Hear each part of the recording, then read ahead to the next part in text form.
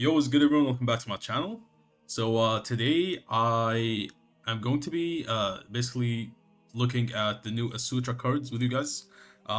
These cards are actually very interesting, and I am going to show you guys something absolutely disgusting at the end. Like, I actually just don't think this is acceptable, honestly. This should not exist in the game, okay? But we'll see at the end. First, let's actually go over the cards. So I've already read these cards, so I know what they do, but we'll go over them together. So Konami has just revealed 10 new Asutra cards, which is a new archetype coming in Beyond the Brave. So let's see what these guys are doing. So first of all, we have this level 8 Fire Fiend monster, Akasuna the Golden Deity. So he has 3000 attack, 300 defense. And then they all have this effect where they can actually special summon in a very unique way. So what they're basically doing is like you can reveal one of your set cards and then you return them either to the hand or extra deck.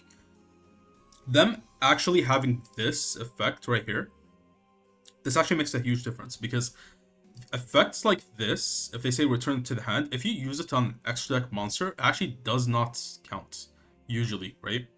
But because they actually include the extra deck as well, I think this actually makes it so that you can also just shuffle back your extra deck monsters if they're face down. So if opponent goes like Book of Eclipse or you eclipse your own cards and stuff, this can be used on either monsters or spells and traps. So do not be deceived by the fact that set cards equals spell and trap. You can use that on monsters as well. So if you play this with like, you can't play this with Aincraft, but like as an example, Aincraft cards are set face down. So you can actually like flip them, spin them back to the hand to summon this, okay? So keep this in mind, they all have this effect, which is really cool. And then this guy has an effect, which is a quick effect in the main phase. You can send one trap from hand or face down, field to the grave, and then change all face-up monsters your opponent controls to face down. So this is like a Book of Eclipse, basically. It's like a Mar effect to flip everything face down, except it's a quick effect. You can trigger it whenever you want. But you do have to send a trap card from hand or face down field to the grave. So you can't actually send any continuous traps because this specifically says face down. Interesting. You have to. This actually makes it so that you kind of want to play this with more so like trap decks, I guess. Even though like this archetype actually does have their own traps, I feel like you definitely want to play like other traps with this deck. The final effect during your end phase, not the opponent, only yours. You can set one Asutra trap from your deck. This is quite powerful. So very good card. Let's look at this one. So this is a level 8 Earth Insect. She also has the same effect of summoning, special summoning from hand. And then it has an additional effect. You can target up to one card on the field for every 2 set cards, destroy them. This can actually technically nuke the whole field, depending on like how you use this, because if let's say opponent has like 4 set cards, you can also set 2 more cards, and then like how many cards are you nuking now? Or if you go Book of Eclipse on opponents, right? And then they have like set cards in the back row as well. You go for this, pop literally everything. The only issue with this is it's a spell speed one. So maybe if this was a quick effect, it would be better. But overall, I think this is like still a decent effect to have. Then during your end phase, you can target one with Sutra Trap in your grave and set it. I think out of all of the monsters, this is probably the weakest one. Although it is still quite cool that's actually recycling your Sutra Traps in the grave. And then we have this one, the Plague Deity. This guy is quite insane. So, level 7 Wind Spellcaster. So this guy is also going to have this effect where it can special summon by just revealing a set and spinning it back to the hand or extra deck. And then during your main phase, you can set one Asutra spell or trap. So these actually kind of work like Elf Notes in the sense that they have like unique summoning conditions. And at the same time, they're all spell speed 1 effects, if you guys have noticed. And then it has a third effect. During your opponent's turn, quick effect, you can target one face-up monster on the field, increase or decrease its level by 1. This is actually quite interesting because this is only during your opponent's turn, so you can't actually use this on your turn to go into a Synchro, right? Because this is a Synchro deck, although it is like quite slow, in my opinion.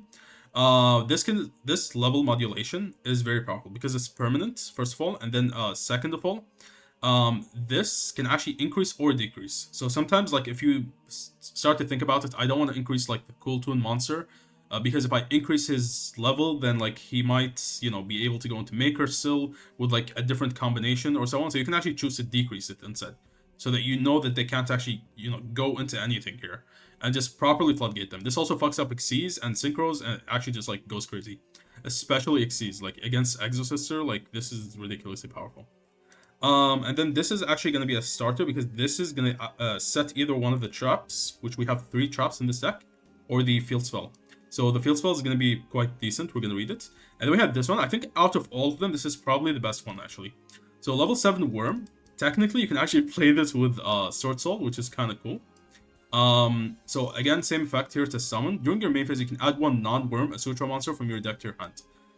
If this card is sent to the grave as synchro material for an Asutra monster, you can target 1 normal trap in your grave, set it. This says normal trap. It does not specifically say Asutra, right? Which means you can literally set anything as long as it's a normal trap. So you can like mill your stuff and then set whatever. So that's actually quite interesting that she can do this. And she is a level 7 worm. So notice like these 2 are actually level 7s. And then these 2 are level 8s, okay? Because this is going to come up in the synchros that we're about to get into. So this is a Synchro 9, Fire Fiend Synchro. Susanoo, I don't know if this is like a Naruto reference for Sasuke or some shit. But 1 tuner, 1 non-tuner, this is generic. If this card is Synchro summoned, it doesn't trigger on special, only Synchro. You can banish any number of traps from your grave, banish that many cards on the field. If I'm not mistaken, this is actually, this is for effect. This is not cost. Which means you will not have to banish your traps and then they negate this and you lose your traps, right?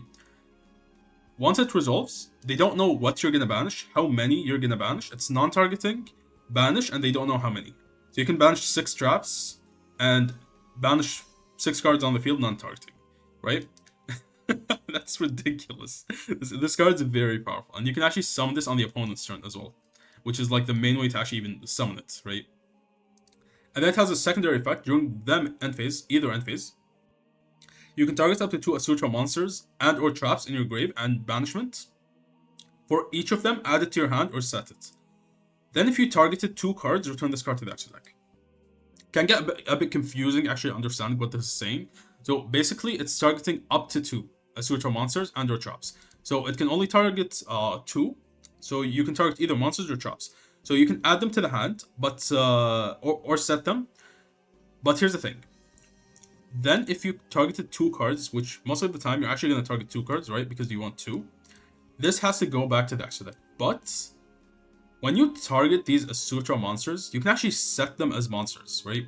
So read this effect right here. For each of them, add it to your hand or set it. So you can actually set the monsters as well, not just the trap cards. So then you can flip them face up on the following turn. Does that make sense? So you can actually like get follow-up off of this, guaranteed follow-up. But yeah, it doesn't recycle spells, only traps, and it can be either grave or banish. So whatever you banish off of this for the traps, you can actually get them back here. And then we have this level 8 Water Worm Synchro. So 3000 attack, 2500 defense, very generic. If this card is special summoned, you can send 1 Asutra card from your deck to the grave, and if you do, send 1 card on the field to the graveyard. This is quite interesting because the first instinct, obviously, every player is going to think of is like you can play Fallen of White and then bridge into the engine with this. This actually does not work properly because if you go Fallen of White, it's not a 1-card combo, first of all, because this has to send a card on the field to the grave.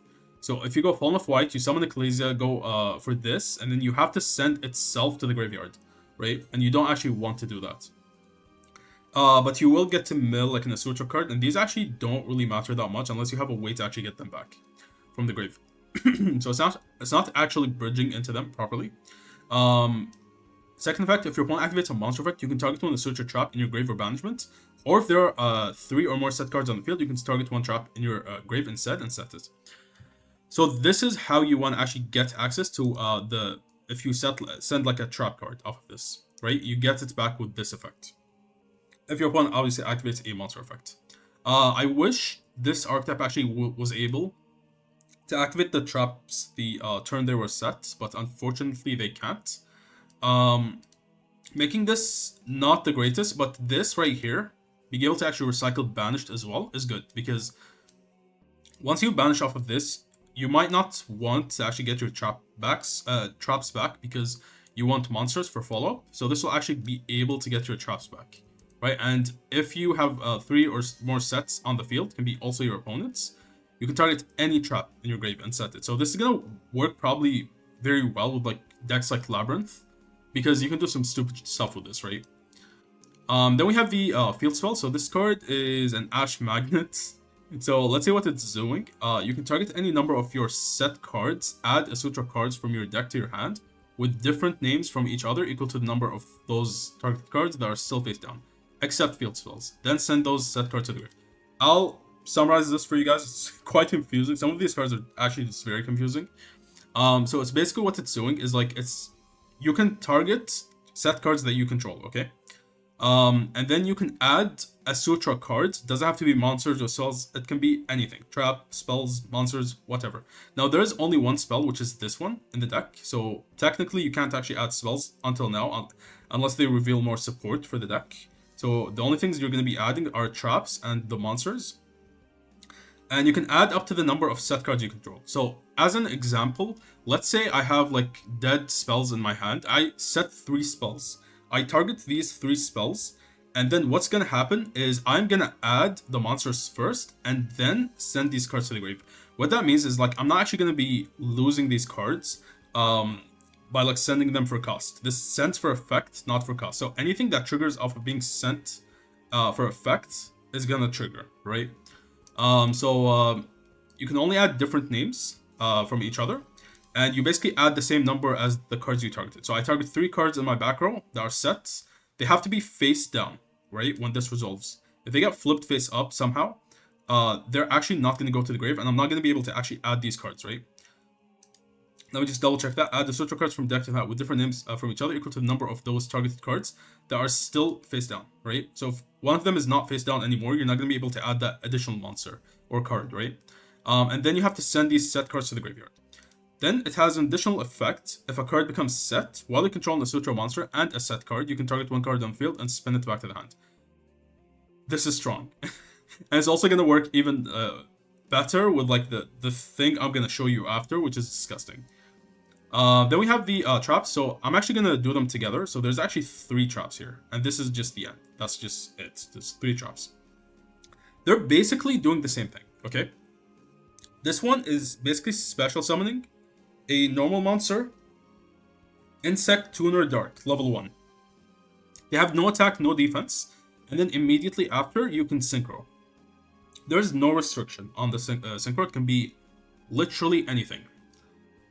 And these are always normal monsters and Tuner Darks. They're all the same. They're all normal Tuner Dark, except the types are different. So this is a Spellcaster, and this is a Aqua.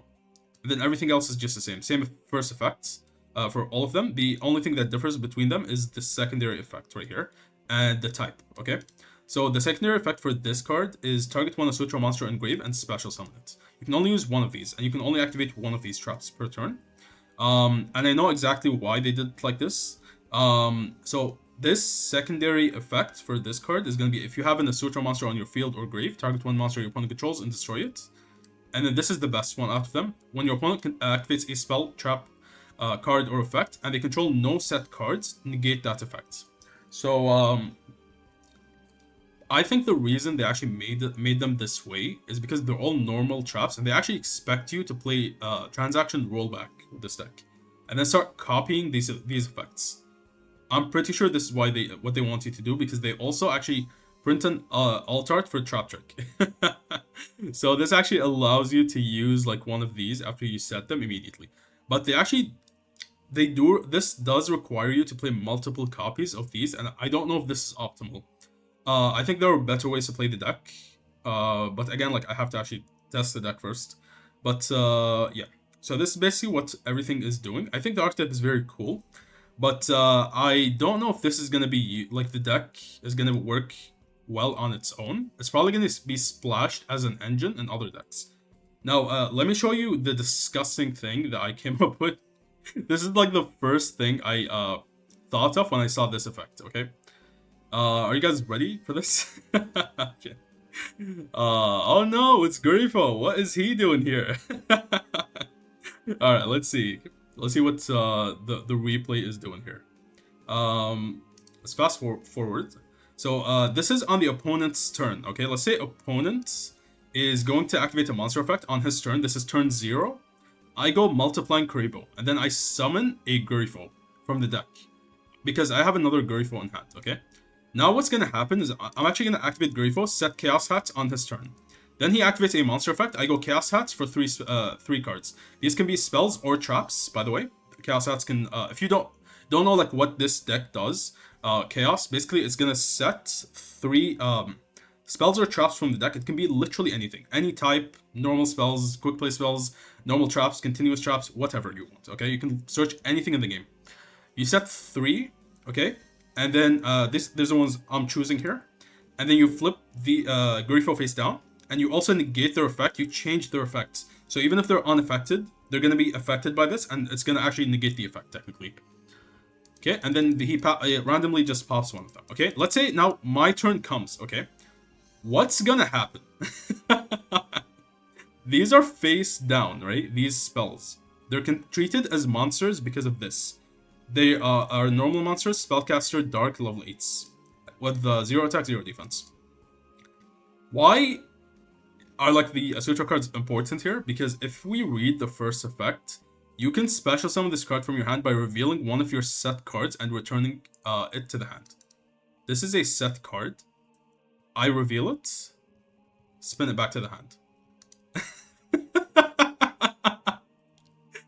And this does not start a chain, okay? It immediately just, like, first action, spins it back to the hand, summons. It doesn't start a chain. They're like the cash monsters, right? Okay, now, we also set the Forbidden Crown, right? Reveal it, spin it back to the hand, summon. You guys think this is fair or no? What do you guys think? This is, okay, I showed a similar play with Astrolazma Urania, but that card is hard to search, and you have to hard open it and stuff. This deck, you literally build the deck as an Asutra deck, and you can tech this in. So you can have like turn 0 plays and turn 0 interruptions, and then you search any 3 spells you want. Now, obviously, he randomly popped like my Called by the Grave. But if he had popped the Grifo, I actually have 3 spells to spin back. Because this is also going to search another monster. Sorry, where is it? This one? No, it's the other one. Okay, so we get this spell here. We already also like searched this spell anyway. We activate this, we search one of the other Asutra monsters, and then we spin back the final card. I can actually spin the Grifo back to my hand here. What do you guys think about this? Do you guys think this is fair or not? Also, like this deck with Chaos, you can actually bridge into the Asutra cards, and the Asutra can also bridge into the Chaos cards. I'm not gonna show this in this video because I want to test the deck and possibly make a video on this. But just let me know. What do you guys think about this? You guys think this is fair? Did Konami fuck up with this or not? This is ridiculous. Like, it's actually, I don't know what to say about this. You can also like directly with Chaos Hats set the trap cards, and then you can recycle them with the other cards, right? Yeah. I don't know what to say. We just search Forbidden Crown and the field spell. And we can search literally any spell in the game, any trap in the game, anything in the game. We can literally search everything, even monsters. Because if you... okay, technically, if you go Zena, like revive, something like this, you can actually add it back as well. Which is something you can do as well. You go Firewall with these cards, and then you spin it back. Yeah. I don't know about that, Konami. You might have fucked up. Alright, so anyways, hope you guys enjoyed the video. I do actually want to test this out and see how like powerful it is.